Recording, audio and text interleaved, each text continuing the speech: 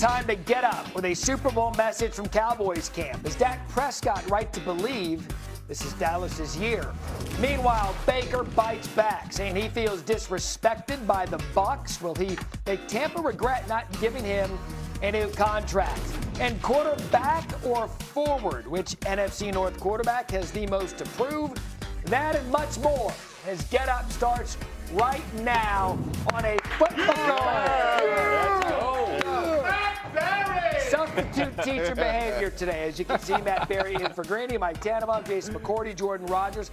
Listen, this is the first full weekend of NFL training camps. We're going to get into that, the baseball trade deadline, so much. We're going to call it a Football Friday because I can. I like it. And we're going to start with free agency news. While you were sleeping, he's headed back. Deebo Samuel headed back to the 49ers on a one-year deal worth up to $7 million. Deebo's reunion with the Niners comes as Ricky Pearsall is dealing with a knee injury, something the 49ers dealt with all year with injuries. Now, Samuel shined in his first stint with the Niners, where he averaged nearly 75 scrimmage yards per game. Deebo had 22 receiving touchdowns and 20 on the ground. It is currently the only 49ers player ever with 20 receiving and rushing touchdowns with the team. That's some news from last night. Let's go camping. Started in Oxnard, California, where the Cowboys and Dak Prescott are feeling good about themselves. He made headlines earlier this week when he walked into camp wearing a Super Bowl 30 T-shirt, the last the Cowboys won. Yesterday, he was asked about the sky-high expectations he has for this team and attacking them head-on. Going into year 11, I'm not going to shy away from it. When you don't have it, it sucks. When you don't get to play for it, when you're watching other teams play in the playoff, there's nothing worse than that. And so, I said I'd be the quarterback for the Dallas Cowboys when I was 6 years old, and said I'd be in the NFL. And I got here. A lot of things in my life, I said I'd do, and I did it. And so, why shy away from that now? Why shy away from asking people to hold me to the same standard that I believe that I can accomplish and this team can accomplish? And so I don't know if the T-shirt was, this is it, as much as, hell, I've said it in the offseason. I've said it before. I know Shotty's spoken about it. We've got certain teammates and leaders that'll do the same. So, it was an energy thing. I love it. I absolutely love that Dak is doing it. And Dak will play along. We'll play along that he believes that the Cowboys are a Super Bowl favorite. When you look at them in relation to the Rams, who I think we all believe is going to be the best team in the NFC, how do they stack up against a team like the Rams? Not good enough. And I understand the bravado. I work with Brian Schottenheimer. That's a play out of the Rex Ryan tree. But they're going to be a lot better on defense. But this is the L.A. Ram invitational season. Assuming that Aaron Donald comes back, you have Seattle that won the Super Bowl. There's a massive gap between those two teams and whoever comes out of the East, which I think Dallas can. I think their defense with Malachi Lawrence, Caleb Downs, Jalen Thompson will be a lot better. Great staff from Hembo. Last year, the Cowboys safeties allowed 10 touchdowns and 72% completion percentage.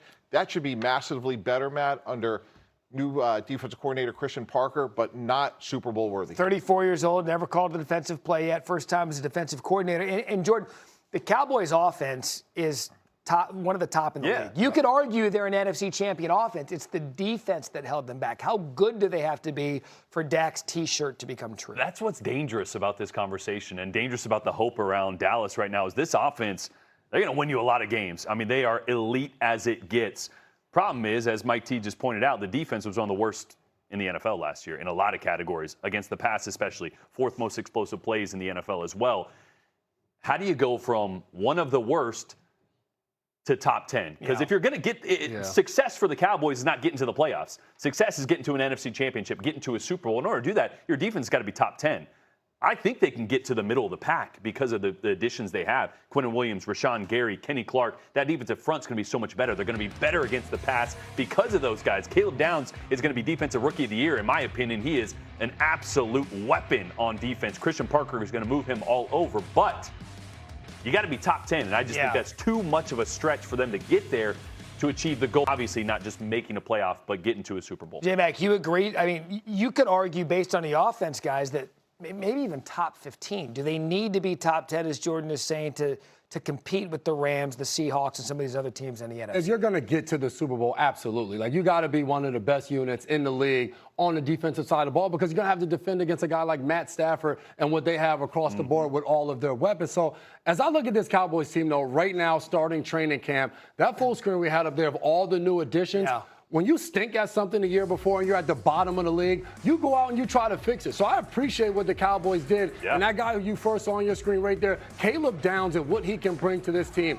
I love the connection with Christian Parker, the new defensive coordinator. You go back 2 years ago when he was in Philly, when they drafted Quinyon Mitchell and Cooper DeJean. Both of those guys, Christian Parker met with them every single morning to go over everything they need to know for what was going to be installed and get those guys ready for the season.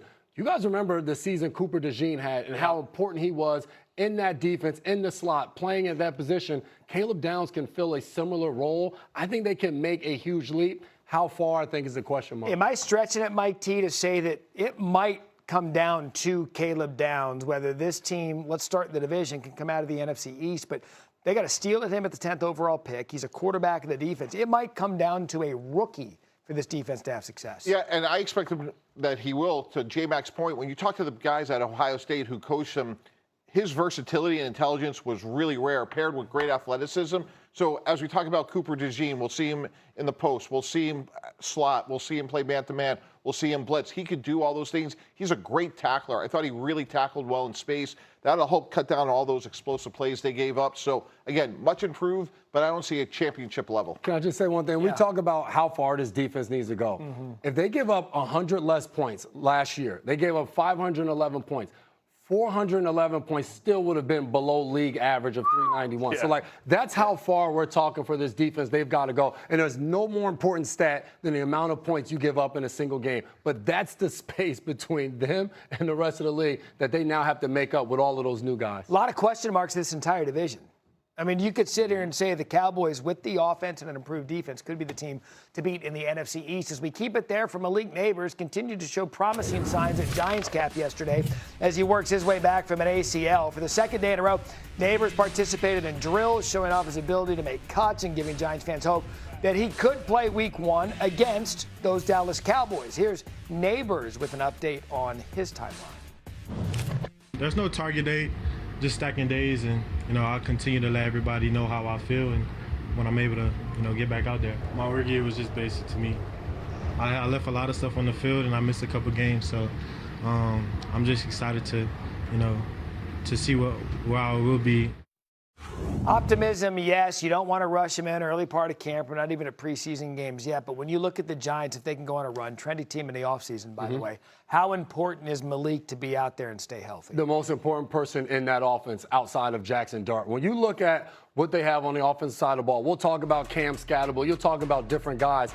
None of that matters if Malik Neighbors isn't on the field, because he is that impactful of a player. His rookie year, they threw the ball to him 170 times. That's how many targets he had, because that's how good he is. If I'm a Giants fan and I'm seeing that first video of him making cuts, getting out of his breaks, I'm fired up, because the last time we saw Malik Neighbors running was in a softball game and it didn't look good. So just seeing his ability to stop and start right now, no one's pressing against him. It's still not where he needs to be, but just seeing that is super encouraging for them.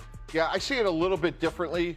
When you look at the Baltimore Ravens offense last year, they ran the ball 47% of the time. That was fourth most in the league. So to me, I think this team is going to be a little bit more balanced. They have Brian Callahan, Greg Roman to go along with Matt Nagy. And I think they're going to try to bring Jackson Dart along, not slowly, but sort of like look for this team to be very balanced offensively. And I think Neighbors has a chance to be a great player once again. But my experience is ACL with the receiver, they're not necessarily 100% from where they were immediately. So maybe by the time we get to midseason, we see some of those explosive plays. That's exactly who they need to be. They need to be a run the football, RPO, play action based offense. I mean, that's who Jackson Dart was in college. I think people get this confusion with Lane Kiffin about throwing it all over the place in deep shots. He was the best quarterback in all of college football in the play action pass. Led the country with 20 touchdowns, 47 explosive plays, highest percentage of play action. So that's his wheelhouse. So if you can get a run game going, Jackson Dart, man, I'm telling you right now, I'm bullish on this team. I've been bullish on Jackson Dart for a long time. With him as the starter last year, they were a top 15 offense. That's without Malik Neighbors. That's without Cam Scatterable for 9 games. They're going to be a top 10 offense. as Malik Neighbors starts to ease back into that, he was the 6th best quarterback against playoff teams last year. He had 16-2 touchdown to interception ratio as a rookie. You guys are looking at me like a little surprised. Like, I mean, am I too bullish on Dart right now? Like, he did all this without his best players. There's a rookie, like sometimes rookie quarterbacks come on and burst onto the scene, and then sometimes year 2 without their best players, they regress to the mean. So you're saying you're expecting Jackson to not only go from where he was without his best players. He threw the ball to Malik Neighbors twice last year. And the only time they shared the field was his first ever start. Yeah. And then he went on to have them competitive in almost 7 one-score games they lost. They were so close with a rookie quarterback and without their best players. I don't know how you can't look at this and go, this team could surprise some people. So here's my concern is if you look at Cam Scaboo, Jackson Dart, and Malik Neighbors, what are the chances of those 3 players all playing in 17 games? Now, look, Juju Smith-Schuster, OBJ, maybe they squeeze some production out of them for a year. I just don't see this team that's won 7 games combined over the last 2 years. I think they take a step, but I don't see the playoffs this year, and I worry about their top-end players being durable. The fact that you're bullish on Jackson Dart, I love that. And I really like what the Giants did because I think, to your point, if the Giants have a fantastic year, that could mean they won 8 games. Like they won 7 in the last 2 years. Top 10 offense for me, looking at this Giants team, I don't see that when you look across the whole landscape. When you're talking about you have a team like the Cincinnati Bengals, you have teams like the Detroit Lions, like the Rams, like what we just talked about with the Cowboys, like where they fit into that. You start to look at their weapons outside of Malik Neighbors, who's coming off of an ACL injury, the Darius Slayton, the OBJs, you just mentioned Juju Smith-Schuster, Malachi Fields, different guys they brought in. When Neighbors is on the field and those guys can fill a number 2 or 3, 4 role, that completely changes things. Yes, they're going to run the football, but if you're going to win games in this league, you got to be able to throw. And for a secondary, when you don't have a guy out there that we have to be concerned about to cover, that allows us to let the dogs loose, sit back in there, and really get after a quarterback like Jackson Dart. One-word answer, over, under 7.5 wins. Under. Under. Over. You knew it was coming.